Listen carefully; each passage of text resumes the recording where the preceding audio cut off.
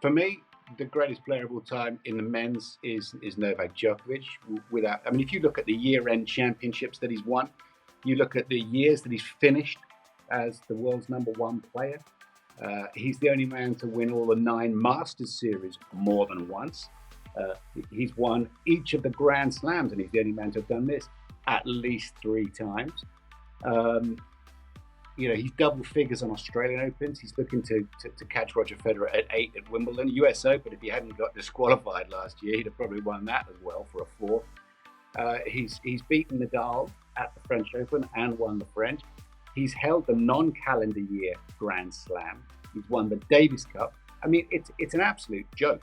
It's hard to believe that so many people who claim to know what they were talking about were picking Carlos Alcaraz to beat him in the semi-final of the French Open. It's like when he lost to Rune in Rome, I think, 4 weeks ago, probably, maybe more now. He was asked in the press conference afterwards. He said, "Well, is this going to disrupt your plans for the French? Are you upset about that?" And he went, "No."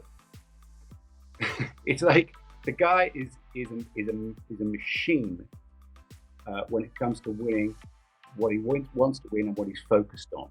So nothing diverts him. Nothing diverts him from that.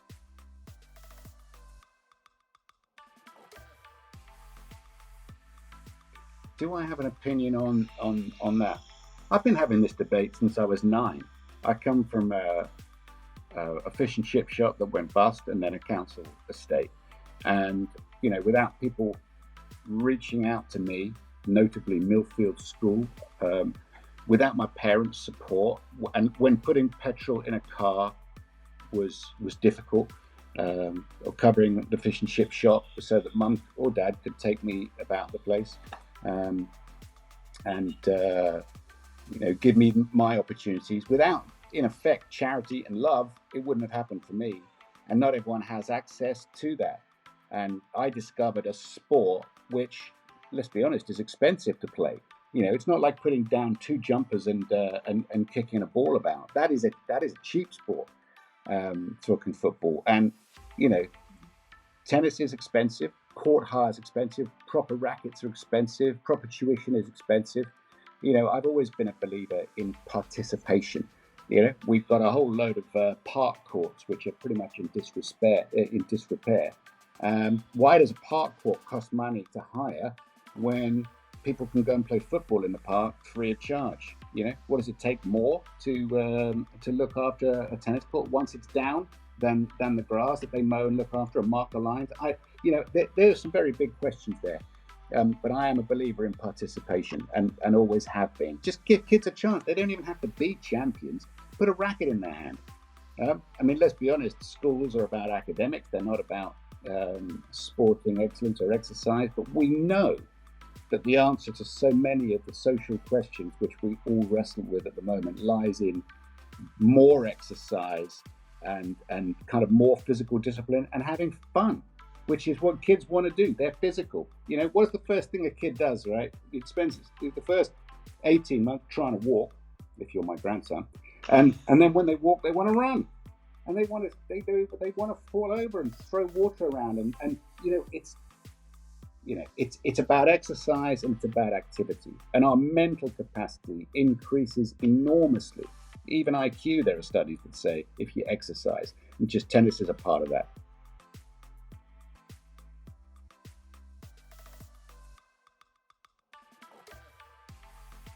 Well, part of what the LTA is doing at the moment is, as a part of the pathway to a professional game, is to help the best juniors in this country, if it's their choice, to go to American university, and that's the right thing.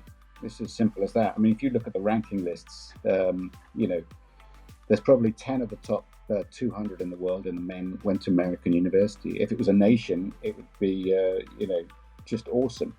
And foreigners as well. You probably, maybe it's more, maybe it's 15 or 20. Look, the results are there for everybody to see. If you want to be a professional tennis player, there's many ways to do it. You can stick yourself in a camp and devote yourself right from the word go.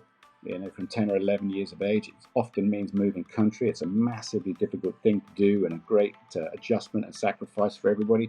if you're lucky enough to have a great system in place in your own country, then okay, good, you could make that choice. If you got the weather, it would help.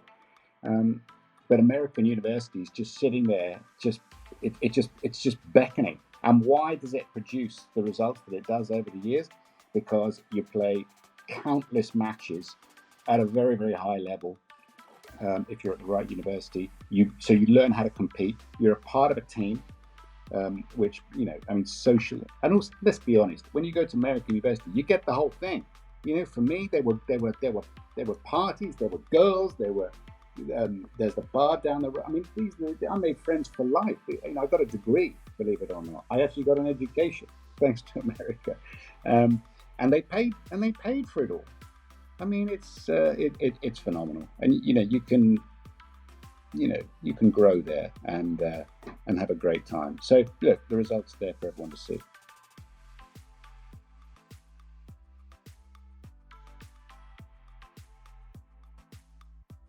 Well, it's a shame that a professional tennis career, particularly in my case, was wasted on the young.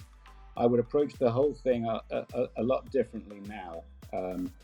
I'd been to America from the age of 17, lived in a trailer park in Florida, went to this junior college before transferring to Wichita in Kansas. I came back, and within 6 months was British number one and was playing in the quarterfinal of the Davis Cup. And that was a little quick for me. I didn't handle everything perfectly. I didn't listen to enough people. I wasn't professional enough throughout my career. I look back now, you think of training and nutrition. I mean, I was a pretty good self-starter, but I was also quite proud and a little bit too individual. And there were lots of things that I should have done differently. But we all look back and think, well, if I'd have done this or if I'd have done that, and I'm no different. I could have been an awful lot better. But then I had a professional career coming from a chip shop in Taunton, so everybody has a unique story, and mine was no different really. But I could have been better, and I sometimes regret that.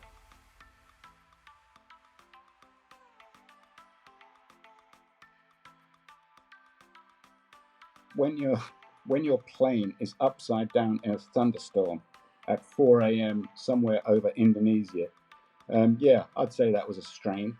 Um, or when you're 35 weeks on the road alone, you yeah, you turn into a basket case at times, and you've got to handle it because you've got to play, you know, the Chinese number one who nobody's ever heard of at that time.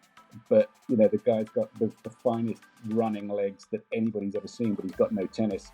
I promise you, I've had all those sorts of experiences. You've got to get through those sorts of guys, and you're expected to, and you probably do in the end. But you go to the ends of the world physically, at that level of tournament, or you get stuck into a five-setter at the U.S. Open, where the rewards for winning might be, a massive check and a chance to play Boris Becker, as I did in the third round. Things like that. Do you want to win? Yeah, you do. And how much losing do you do? Every single week, if you're me, right? Every single week, you have to deal with losing, and you have to deal with it alone. So yes, it puts a strain on, but honestly, the highs are so high, and but the lows were very, very deep. Some people are more sensitive to that sort of thing than others, and I did find it demanding to be on the road for that long, because I wanted to be at home. Some people aren't homebods, but I think I probably was. But again, I do things very differently if I did them now. Well, in terms of presence on a court, I happened to play Becker and Edberg when they were at their height. And I would say presence on court, Boris, for me, was the greatest that I played, because he could up his game at certain moments in a way that others did not. And I found that quite thrilling. I had him so bad at the US Open. He was in that kind of phase. He went through a phase where he's hating himself. He hated where he was. Everyone hated him. The New York crowd were on top of him. And I was playing great. Come from qualifying, I beat Jim Courier. Everything's going great. I'm in the third round, playing in the grandstand Saturday night, and the New York crowd loving this little skinny Englishman having a go at this nasty German, etc. The whole narrative. And you know what?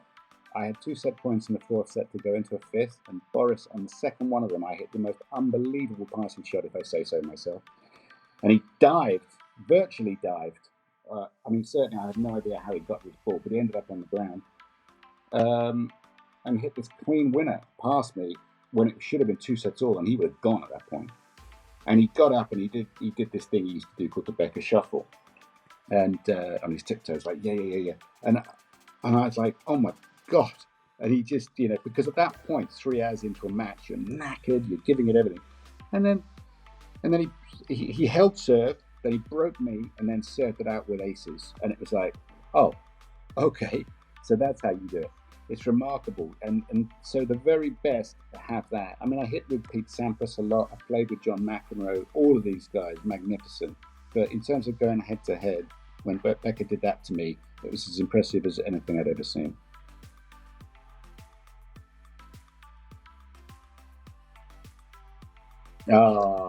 Well, look, he's one of my best friends now. And, this is what happens at the end of it all.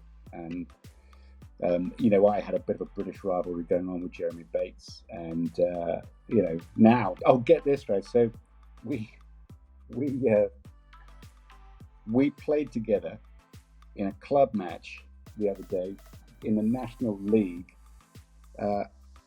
We were playing against, I think, Sutton. And we were playing for Oxshott, believe it or not, in Surrey. And we played this club match. And we're playing these young guys. One was a coach and one was a 17-year-old trying to be a full-time player. And they had us so bad, but we talked them out of it. So me and Batesy, we won this match. And it was just, we were laughing our ass off. Because we've been playing with and against each other for 50 years. And we still play doubles together in like the club, some club matches like that, and also at the All England Club. And it's just hilarious. 50 bloody years. I've had enough of the guy. And and I have enormous respect for him now, and we've become great mates. So yeah, I suppose if I had to pick a rival, I'll pick old Batesy. I beat him at golf the other day, though. Oh my God! I mean, yeah, it's intense. But I mean, my professional tennis career was no great shakes. I was trying to survive half the time when I should have been, trying to improve more and sort of thinking long term. So my career was very, very mediocre. Listen, I was out there, for 8 years as a professional. I'm proud of that. But ultimately, what shapes you is, you know, I played in like 50 countries as a pro, and I lost in every one of them. I mean, makes me the man I am, bitter and twisted. I should have been. I should have been. I mean, I should have concentrated and done things very differently. But it's hard when you're out there to do the right thing, because the tennis tour never really stops. You only get a few weeks off at the end of the year. That's about it. And in that time, generally speaking, you train. So again, I would have done things differently. But I mean, if I had made more money and been higher up the rankings, I wouldn't have had the chance to broadcast and everything else. And who wants to be sitting on a beach earning 15%? Me.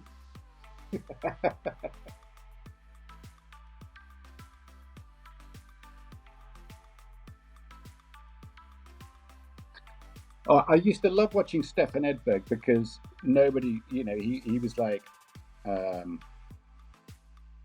he was very easy to underestimate and what he was doing. So, I mean, to play against him was kind of interesting as well. So I would watch where people would serve to him. Basically, if you serve to Edberg's backhand, you lose the point. And everyone knows it. But he gave you no forehand to aim at. And I saw him do this to people his entire career. So I used to like watching, Edberg just dealing with people. He was magnificent. I loved the Agassi-Sampras rivalry, because that was just after I'd quit. And I used to hit with Pete quite a lot. Like at the US Open, I'd warm him up and stuff like that. I mean, if I was involved in the mixed and the doubles still, I was gone out of the singles. And so when he was 18, 19, I hit with him quite a lot. And that was a thrill watching him. And I remember being in Manchester as well. There was a tournament going on, and that we were both playing in. And he was this young guy. I mean, well, in fact, the first time I saw him was at Hurlingham Club the day before Wimbledon. And this bloke said, "Oh, would you and Jeremy Bates come along, and would you mind playing against a couple of young Americans that they're going to represent America, and it's just a nice day before Wimbledon. It's pretty gentle practice. It's on the grass. The courts are good. There's people there. It's perfect preparation. So I said, all right, okay, well, so Batesy and I turned up, and we were playing these two young guys. I'm like, and the first serve that came down from this one young guy was, it hit just in front of the line and shot up past my neck, and I'm like, oh my God, who is this? And that was Sampras, and when he was only 18 then, he was clearly going to be amazing. And the other guy was Jim Courier, who won 4 Grand Slams and became world number 1. And they were 18 and terrifying. And I enjoyed watching their development after I'd finished playing, because I got to know them as kids really, and just arriving on the circuit. And I liked them both a lot. And Courier, Chang, that American group were amazing to watch. So I really enjoyed that particular phase, because it coincided with me broadcasting, talking about people that I knew. And it was exciting because they ended up history makers themselves. Bless them.